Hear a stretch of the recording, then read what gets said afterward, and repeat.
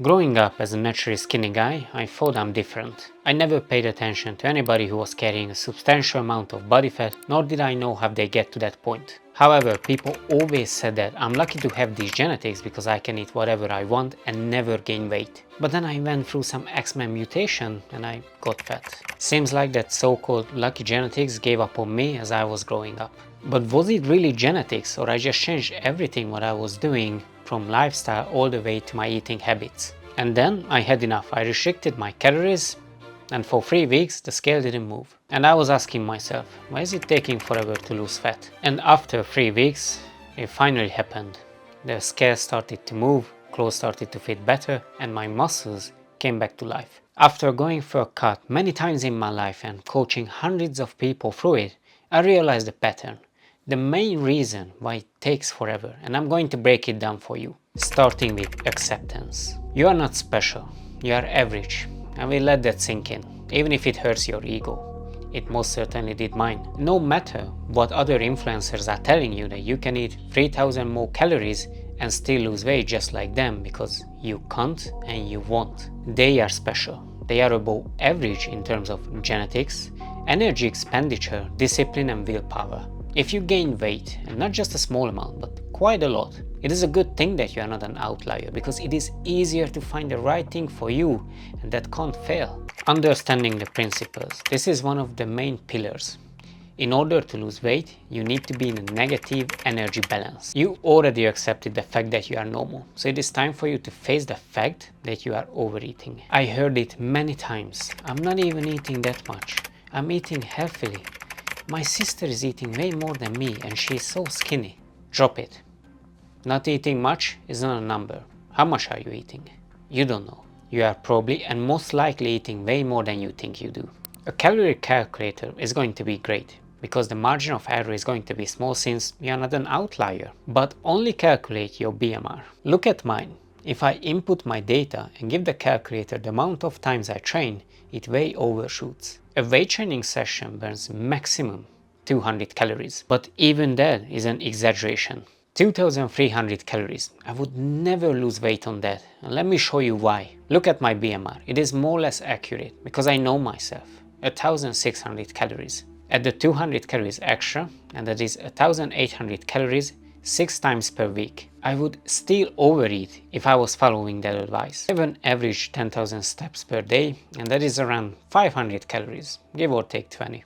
And that is 2300 calories with my BMR, and I will still not lose any weight. Always calculate your BMR and add the daily activities to it. It is so much more accurate this way. I am working in front of the computer, so I have to make a conscious effort to go out for a walk. And it doesn't matter if you are in the gym and you are watching your favorite series, or you are going in the morning, lunch, evening. You just have to go for a walk. You have to start implementing that in your life gradually. Otherwise, you are not going to burn much calories, since we are living in modern society, and you can easily be in my shoes, as in you are working in front of the computer, or you are playing video games, or you are literally just not moving at all. Cardio. The reason you got fat is because you are undertraining or overeating, or both to some degree. As you can see, if I wasn't doing my cardio, I would burn around 1800 calories, and from that, if I want to be in a 500 calorie deficit, that's going to be 1300 calories per day. And no, it is not low, it is a calorie deficit, so you have to treat it as that. I'd rather get the steps in so I can eat that extra 400 to 500 calories so I can feel a bit more satiated or a bit more satisfied. Training. Intense weight training can ramp up your hunger, so is cardio. This whole channel is based on perfecting your training in a hypertrophy style so you can look better. But don't forget, resistance training is not about burning as much calories as you can, it's about building up your body. So you will have to treat it as that. Have enough rest in between sets just so you can recover and perform. Push most of your sets to failure, even if anybody says that you shouldn't do that. Learn good form and good technique. The perfect training plan is worthless without you, and you can't out-science intensity. Sleep.